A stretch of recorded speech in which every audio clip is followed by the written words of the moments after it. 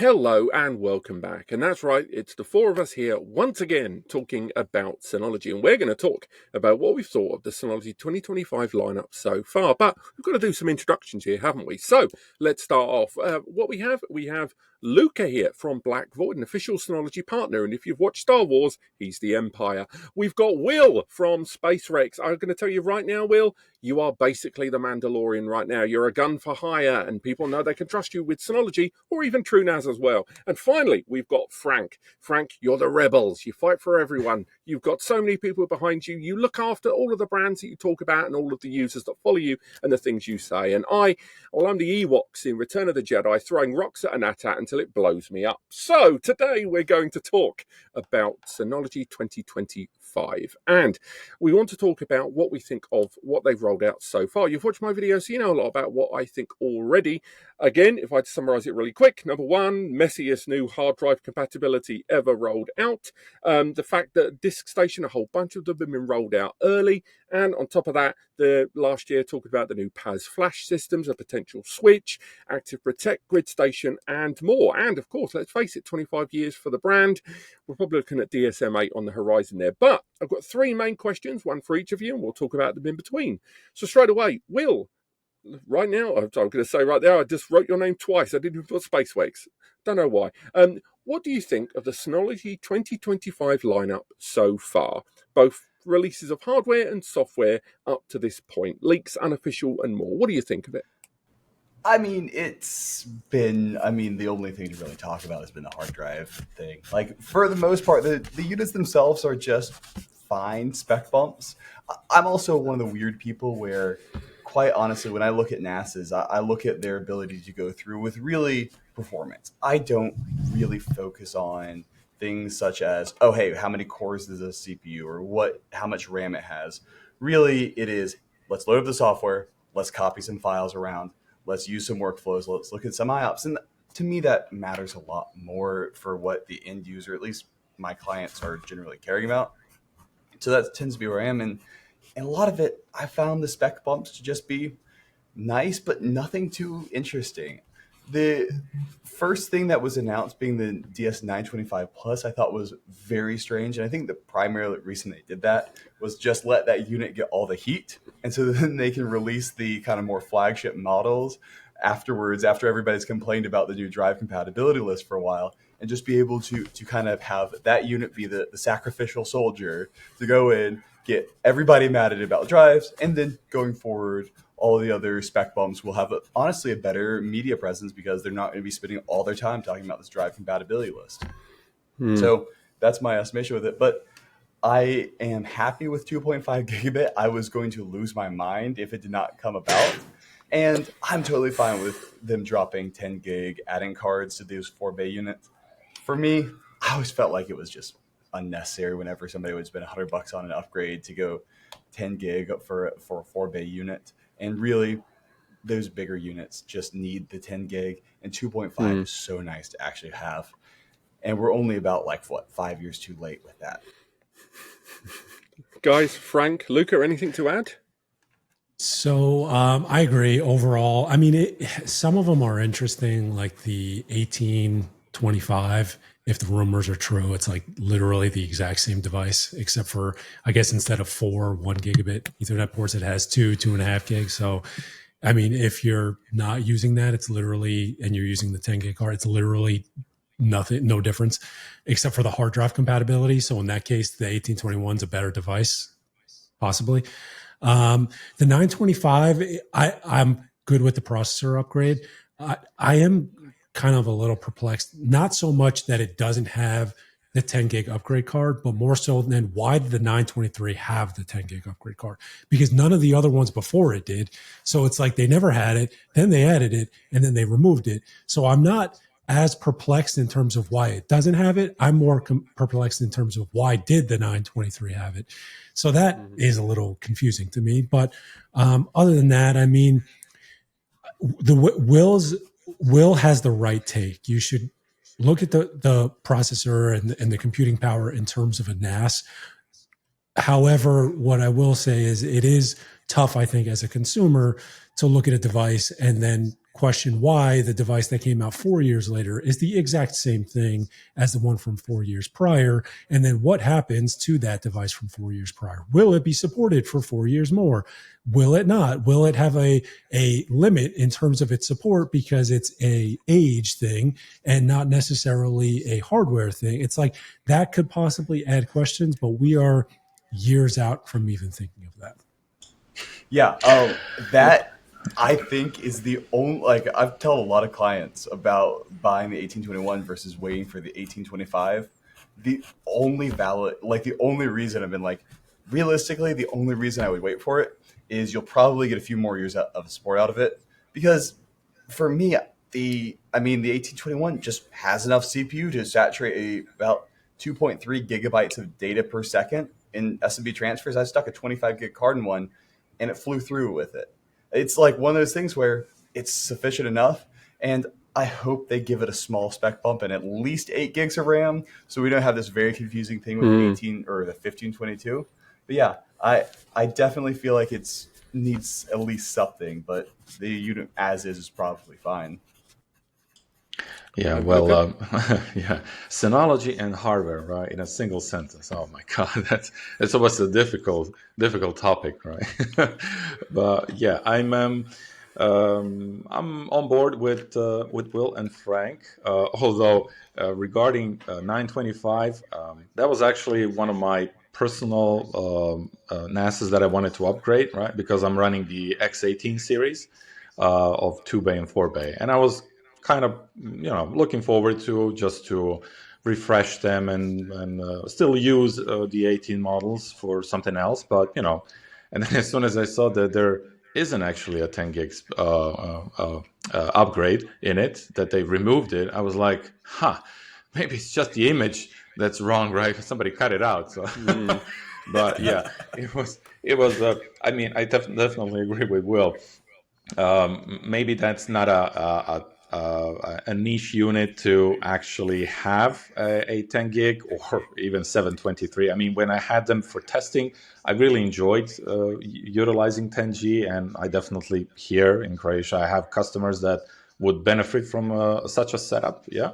But okay, that's definitely individual and whatnot. But yeah, now taking away something in an upcoming release or in the successor series, that's definitely mind-boggling. And another thing that kind of bothered me, along with the way the rollout of the hard drive compatibility was done.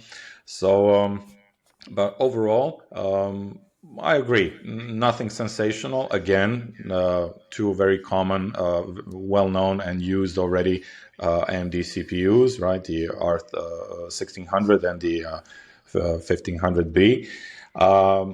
Logically, that 925 got the 4-core version. Okay, not sure why the 923 didn't have it, but okay. The 2.5 finally came out, so okay. That's probably going to allow certain users with SMB multi-channel to utilize 5G officially, right? So no dongles, no nothing. And yeah, it makes sense, but I will definitely, I'm inclined to what Will said. Also, as a accustomed user to closed systems, it just works, right? I'm not really tripping out on, oh, it's not an 8-core, it doesn't have 32 gigs of RAM, and et cetera, et cetera. It does what it's intended to. And if we just go back a couple of months, 9 months ago, when they actually axed the 264 and 265 support for the NASs, you can definitely see that Synology wants to again remove certain features, right, in order to focus on what they see their units in the future with this lineup. That's rock solid backup with several awesome applications on it that competition doesn't have, all of them, like ABB, for instance. So yeah, this refresh is nothing exciting. I'm definitely happy to see RAM upgrades in some of those units. Hopefully we'll get them. Probably we will because of the 2.5 gig upgrade. But yeah, that's about it. No. I mean, the only other thing I would add to it is the DS925. Even the early mentions and leaks of it that we saw a couple of months ago, it paled in comparison to what the specs of the 1525 Plus are going to be that were revealed at that same show. So the 1525, as I understand it, not only from that leak but from Knowledge Center leaks, it's the same CPU. It's going to have 8 gig of memory, and that will have the 10 gig upgrade, and it will have 2.5 GBE. So I'll say right now, the 925 Plus looks incredibly inferior compared to that. And obviously, they will have that price bump, and if Synology maintain that price point they've done with this 5 base series over the years, that's going to become considerably more attractive. Also, if Synology does happen to add some more drives to it compatibility, all the better if that's going to be released a little bit later on. But it's the number of lanes allocated to that V1500B CPU that, once again, even when I saw that the 925 Plus didn't have 10 GBE, that was a tactical choice. They could have had it on there.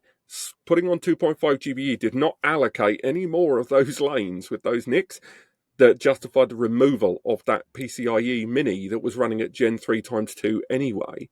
So this is making that 1525 Plus look bloody interesting and exciting, but at the same time, it only continues to beg the question, why is the 925 Plus so hobbled in those ways? I have never once recommended a DS923 Plus for a single purchase in the entire course of this business. And even though it's the darling of the Synology unit, I do feel like the 920 Plus really kind of solidified that. The thing is, like, the upgrade, the $100 upgrade from the 923 to the 1522 was just made so much more sense for just about everybody, because you get, especially if you're doing a RAID 5 configuration, you're increasing your space by 25% while also getting an extra 8 gigs of RAM. And so if you're somebody who wants to go for the 923 series over the 423, it was just always worth it. Just go all the way up to the 1522. I didn't mean to cut you off there, but No. I absolutely do not know why that product. I wanted to make. No, it's really interesting because I wanted to make a video about this and I could never find the way to make the video. Congratulations, everyone. You're watching an Easter egg video. We're inserting that video in this one. The 1522 Plus has, according to most of the people I've spoken to when recommending it, some of the worst availability globally of any Synology device. The 923 was always available, and it was just always there. It was never really about the price for a lot of users. It was about $150 in some places. But the 1522, clearly Synology were acting on the metrics and statistics of their 4-bays and had doubled down the production of that 4-bay. So when it came to them both being released, and obviously, as you say, the 1522 Plus looks absolutely incredible by comparison, but it never felt like Synology capitalized on that demand. So, I mean, even now, I could probably double check, but I'm not going to ruin the record. But, if you're watching this, open a tab, have a look. And I'm telling you, the 1522 Plus, depending on where you are in the world, availability was always spotty as hell. And I think that was always a big problem for a lot of people recommending it. It was definitely there, but sometimes it just wasn't in stock, or the lead time was more than 30 days. That's the end of that video. Thanks for sticking with us. I'll come back to this one. But yeah, guys, so next question. This is one for you, Luca, Blackvoid, Empire Strikes Back over there. What are your thoughts on Active Protect? You like Star Wars, you started this. What are your thoughts on Active Protect, how it compares with Active Backup, and the future of them both at Synology? Well, I love Active Protect, okay, but for what it is, right? Yeah, the Active Protect lineup is obviously Synology's attempt to compete with certain hardware and software vendors, right? For Veeam, for instance, right, as a solution. And they're basically capitalizing on their success with ABB, which I'm still not sure why it's completely free on DSM, but let's not jinx it. And yeah, as a turnkey solution, I think it's great. I've had the 7400 and the 320 model, so the 2-bay and the 12-bay version. And yeah, exactly as advertised, right? Once you get it going, there's a single dashboard and you just start with building up your plans or use the default ones and you're off to the races, right? Maybe that 10-minute head start, that 10-minute start is probably not correct when it comes to 7400 because it takes about a half an hour to assemble everything and to get it going, especially if you're alone, right? But yeah, once you install everything, you definitely get your first backup within 10 minutes, that's for sure. So yeah, I definitely see Active Protect staying with us for foreseeable future, right? Well, we'll probably see some new models, some new rack models, 1 unit or maybe 2 units, 3 units even, and with different CPUs, different options, and considering they're pre-populated with different capacities. And yeah, but generally, I definitely see customer based for it, and Synology is probably not going to let that one go. And considering that those units, especially the higher and the lower tier, are utilizing both 5300 and 3300 hard drives, again, another way to make a profit, right, with the hard drives, and basically give a customer a turnkey solution with support and everything that it needs to. In terms of ABB, on the other end, I'm personally hoping that it will remain. At the moment, it still does, because one function is not being transferred over to Active Protect APM as an OS. That's basically backing up of a NAS, right? NAS backup to a NAS backup. That's still one thing that even if you include a Synology NAS and basically allow it to be controlled by an APM, you still keep that functionality inside ABB when it comes to NAS backup. So until that changes, I think Active Backup for Business on DSM is safe. The only thing that I'm kind of worried about is maybe that it will be behind a paywall. Maybe they'll include some sort of licensing to it. And even if they won't, they probably will shift features more towards APM, not so much to ABB. And I think that's probably going to be worse.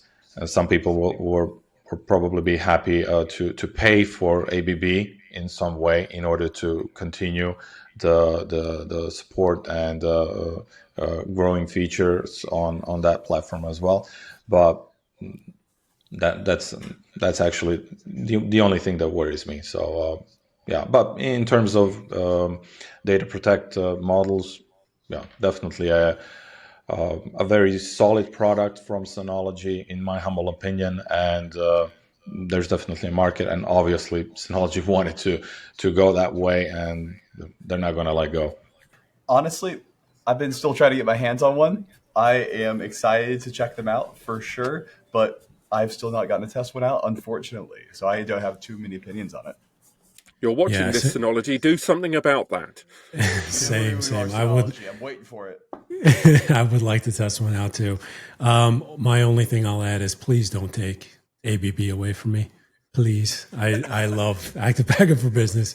I mean, again, I think I touched on this in one of our other videos. I don't think they'll ever remove it per se from DSM 7, but it's when DSM 8 rolls around and whether it gets grandfathered, like some of the features of DSM 6 and 6.2 and stuff like that. I mean, again, we could have filled this entire video with Synology's aiming at the enterprise, but, everybody sort of knows a lot of the change of focus of the company. And at Computex next month at the time of recording, it does look like they're going to be rolling out and unveiling a lot of their new support systems. And that's going to cost serious money. I don't know if they're doing that with partners like StoreTrack or stuff like that, but a lot of that money's got to come from somewhere. And as we mentioned in a previous video that we've recorded, the four of us, we don't think that the Plus series generates that much revenue.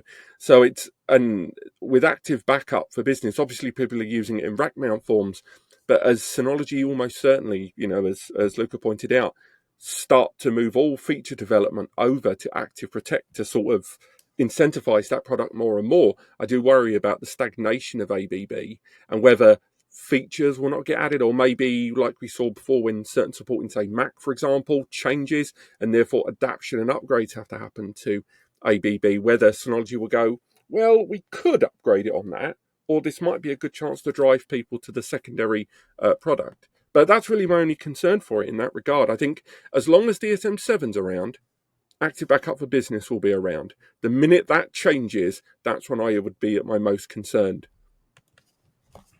And as I get my notes up, because my tablet turned off. Shall I leave this in? I might leave this in. Right, so that goes to our last question. And this is for you, Frank. Where do you see the brand in 12 to 24 months? And where are Synology's competitors right now? I'll start off with the competitor. The competitor landscape is so interesting to me. And funny enough, I already planned and recorded a video on this, so I'm probably going to reiterate a lot of what I said in that video. But the idea behind a lot of the competitors, I think, is that they're not trying to be like Synology. They are trying to be Synology. So if you literally open up like the Docker application on a UGREEN NAS, the Docker application on a TerraMaster NAS, and then you open up Container Manager on a Synology NAS. And if you ever use them prior to Container Manager, when on Synology it was Docker, they always matched whatever Synology had. Like, I'm not sure about UGREEN, but TerraMaster definitely. It was like a clone. And that's the same thing for right now with Container Manager. It's like they have the project tab, they have, I think, the image tab, stuff like that. Same thing with like TerraMaster's applications. So a lot of like TerraMaster has like Duple backup and TerraSync, and like they are one for one replacements for like Synology Drive and Hyper Backup and Cloud Sync, etc. So when you use them, it is impossible to compare them to anything other than Synology DSM. And because of like the longevity of Synology DSM, I don't feel like any of them are actually there yet. I think that they need years of improvement to get there. That's not to say they'll never get there. I think they possibly will. But for right this second, as you're using them, you have this thought every now and then where you're like, well, why am I using this? Like, I should just use the one that works and works really well. And that's, I think, the biggest problem that a lot of Synology competitors have, is that they haven't tried to be their own identity, which then shifts to something like the UNAS Pro, which like didn't care at all about what Synology did. They just like reimagined their own NAS operating system. And as you're using it, you can't compare it at all to Synology, because it is nothing like it. So as you're using it, for not even a second are you like, oh, well, on Synology, I could do this, because it's not comparable. But now you go on a UGREEN, you go on a TerraMaster. I haven't used QNAP in a while. So I haven't used those, but I imagine it's similar. I'm not going to say identical. But a lot of times your takeaway is that I should probably just use the Synology version of this because it's a little more refined. So then that goes back to your initial question, which is, where do I see the brand in 12 to 24 months? I think once this hard drive, whatever, is figured out, people are going to probably settle back on Synology, especially if they're more third-party drives. I think Synology has a golden opportunity to bundle their hard drives with NAS devices, make it even easier for new users to kind of break into this space, especially, small business owners that might not be in that 5 to 6 to 8 bay model. Maybe, they need a 2 or a 4 bay NAS. If they could bundle a whole package and you just go and you just buy a package and it has everything you need, it's an easy setup process, I think that they're going to be just fine. But in the short term, it has absolutely opened up a path for some of these competitors. It's just a matter of the competitors can capitalize on it. And I think that that's what's going to make it very challenging in the short term. Is it's like, this is a golden opportunity for you, but you're not quite where you need to be to capitalize on that opportunity. Luca? Yeah, I try not to talk too much shit. I don't know if we need to bleep that out, but like I genuinely try not to. But that's one of the problems I have recommending a lot of the other NAS brands, as TerraMaster and UGREEN, is I've dealt with them and it's a pain and stuff just doesn't work and you get errors.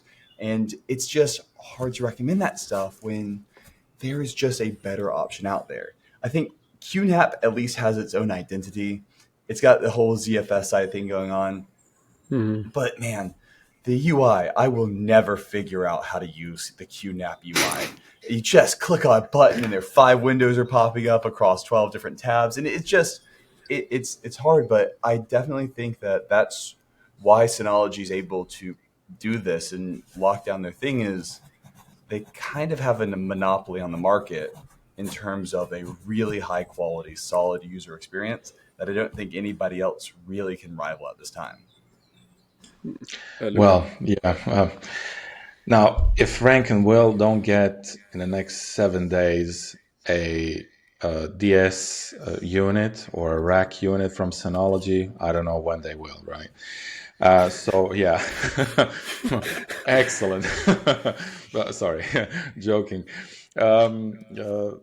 Definitely. Where does the brand? I mean, Frank actually said everything, right? A lot of copying. We're talking about a veteran here. We're talking about 25 years of development, refinement, errors, definitely, but also success. We have we as a customer, we have a reliable vendor or basically a company that produces products and both hardware and software and services, right? That's really well established itself.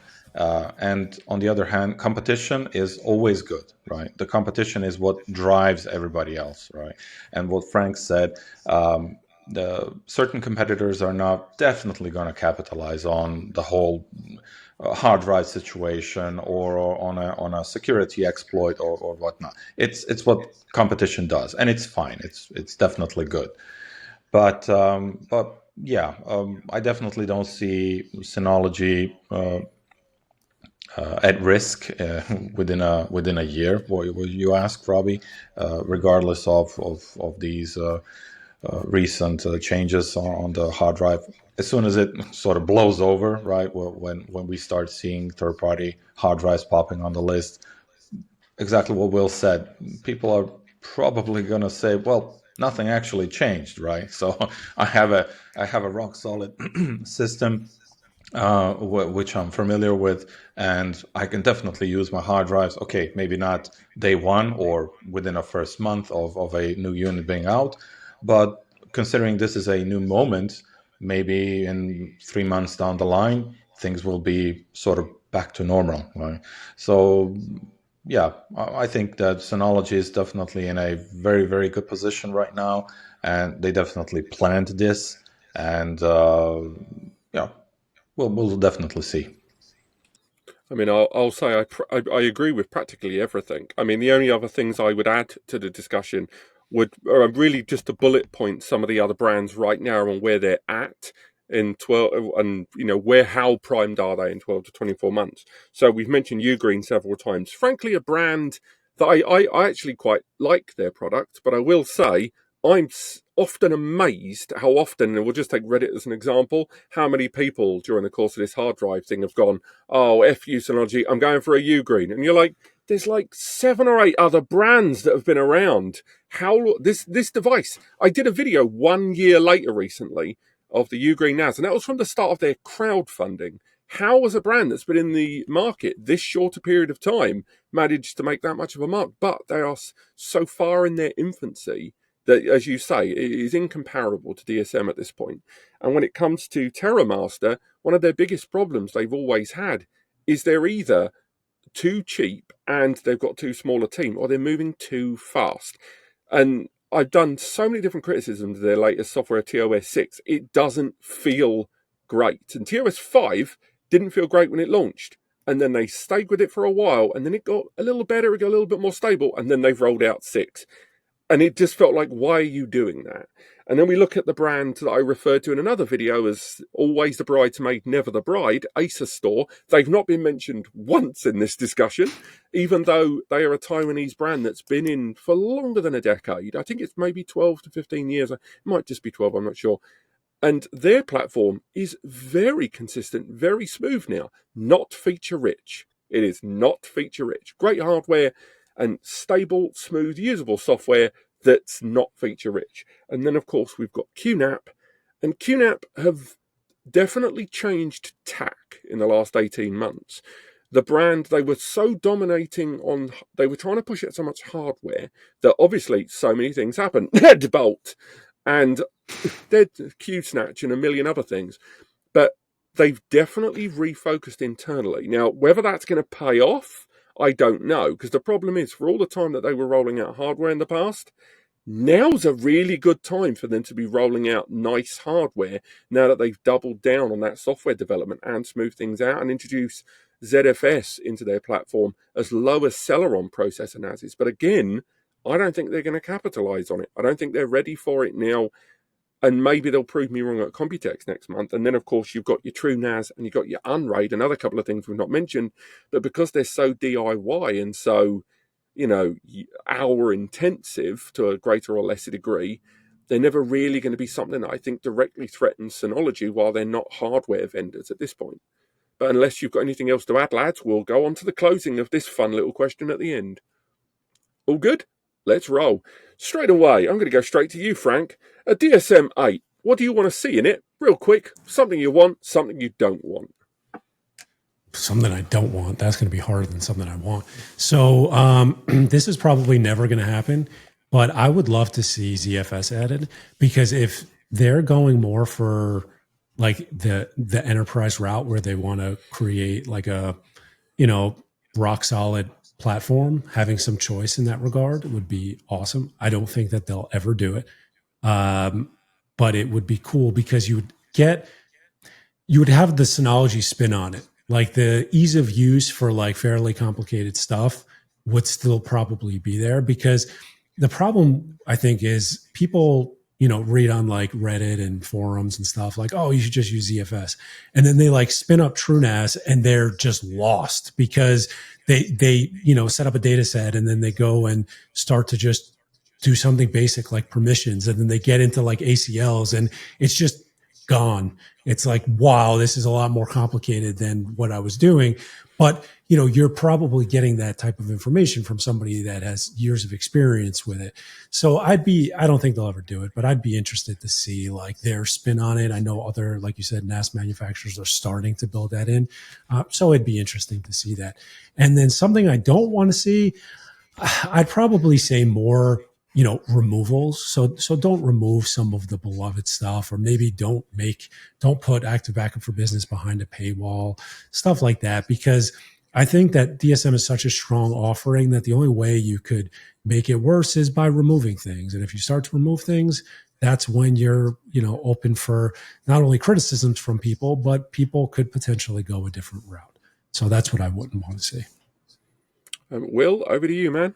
DSM 8, what do you want to see? What do you don't? I gotta go just put some calories into Synology Drive. Synology Drive is absolutely awesome. And I do think it's genuinely a close to a Google competitor, but there's just some things with massive file syncing that I would love to see cleaned up and really brought out, and kind of getting a better understanding on how it works, and just getting better performance out of it would be absolutely phenomenal. For something I do not want to see is, I do not want to see the automatic creation of home folders on every single NAS anymore, because it is one of those things that is just, you realize it is confusing your entire user base. It is one of those things where people install Synology Drive or Synology Photos and it automatically creates a home folder for them. And now they think there's this thing called the home folder and there's this homes folder, and they're sticking stuff in there and trying to work off of it without ever creating a shared folder. And it just becomes a mess to try to explain to people why they need to stop putting the files in the homes folder, because now nobody else can see them. So I would love to see them clean up and like clear that out and just make it so that it's not a default for people to use anymore, and you have to like go in and actually enable it. I think that would make my life a lot easier personally. Awesome. And Luca, DSM 8, pros, cons, what do you want, what do you don't? Yeah, I definitely, I've seen about a 10 days ago, the iOS version of DS Finder. I think it was DS Finder. And there was a bullet point in that recent version. I can't recall from memory now exactly what it was. But in my head, it was like, so you're basically going to force automatic DSM updates onto me. Now, I could be wrong, obviously, or interpreting that wrong, but that's definitely something I don't want to see. Okay, I'm an system architect. I'm in IT operations, right? And automatic updates, that's just bad, right? I mean, updates fine, yeah, but automatic updates, that's just no, just no. I definitely see that as a way to be, latest and greatest for somebody who doesn't care. But when you're running something semi-production in a basement or or even in a company, you definitely don't want automatic updates, right? I mean, Synology is known for their recalls, right? Update 1, oh wait, 24 hours later, no, erase that. We're gonna re-release update 1 a couple of days later because we forgot something. Okay, accidents happen, but you get the point. So that's definitely something I wouldn't want on a level on the OS level. Point that Frank made. Don't kill ABB. Okay, I mean I'm in a market where you definitely sell plus models a lot. Let's say a lot. I mean, Croatia is nothing in terms of large businesses and even population. So, but just don't kill ABB completely. I would argue, okay, maybe put it behind a paywall as long as you keep it alive. I would be okay with that also. But okay, if it remains free, even better. So that's one thing. And one more thing. Definitely another Achilles heel for Synology is that on a not just on a hardware side of things, where we know that competition is always ahead, but on a software side, just update the kernel more often, update certain applications more often. Docker is again 3 versions, full versions behind. So I mean, that's also something that's rubbing some people the wrong way. Okay, maybe I'm talking as an enthusiast, right, from a prosumer point of view, but those are things that I would definitely like changed for the better in DSM-8. And as for the things that I would like to see in DSM-8 and not see, I'll be honest, Frank took my number one there, ZFS. I had a backup because I thought someone would have that. But yeah, ZFS integration, I mean, don't get me wrong, BTRFS has got a whole bunch of stuff hard baked into it. But once you reach that enterprise level, I mean, particularly when they're looking at Flash as well. So instead of that, I'm going to say, and it's a bit left field, and I know I'm going to be very divisive with the audience on this one. I'm going to say those 2 little letters again, AI. So, get your negative comments out of the way at the bottom. I get it. It's awful sometimes. But at the same time, localized AI is in as far as semantic search and being able to access data on the system on that text level. So, for example, as a YouTuber, I've got years of video footage, and I can't really trust just the names of those files. A semantic search, when I upload a video file that crawls the audio data and then creates a transcript that it then indexes, is something we're seeing from competitors. And I know there are creators out there that could use context-sensitive imagery. We already see it with the photo applications to be able to utilize that in retrieving data very quickly, extending that to audio, extending that to video files that you upload. You're going to need a level of localized AI integration to do that. And I'm not suggesting Synology should just lump in OpenAI, dust their hands off and go to bed, but definitely integrating something like that in the same way they integrated passive localized AI photo recognition in their photo application. I'd like to see. As for something I don't want to see in DSM-8, and again, I don't think this will be unpopular to say, but it's hard to nail down. I don't want to see, when DSM-8 rolls out, that it's becoming increasingly necessary to engage with subscription services on the platform. So currently, if you have Surveillance Station, you've got your 2 licenses. If you use Active Backup, there's no licenses with it. But some of those services like hybrid share require a C2 space there. Some of the active insight stuff, maybe down the line, if DSM-8 looks at money that's being made from C2 surveillance station and goes, I don't want to see DSM-8 to go further into parallel parking with subscription services, and therefore you're not getting the complete DSM-8. You're getting DSM Lite or Diet DSM-8. But that's really what I don't want to see. I don't want to see this line going further in that direction. But those are just our thoughts, ladies and gentlemen. Thank you so much for joining me today, guys. It's been great talking about this. We're coming up on halfway through the year, so it'll be interesting to see how the other half runs. Let us know what you guys think in the comments. Again, we've linked to all of their videos in the description below, so I recommend you check those out. But other than that, thank you so much for joining me today, lads, and we will see you guys on the next video. Boom. Done and done. 1 minute, I'm going to click stop.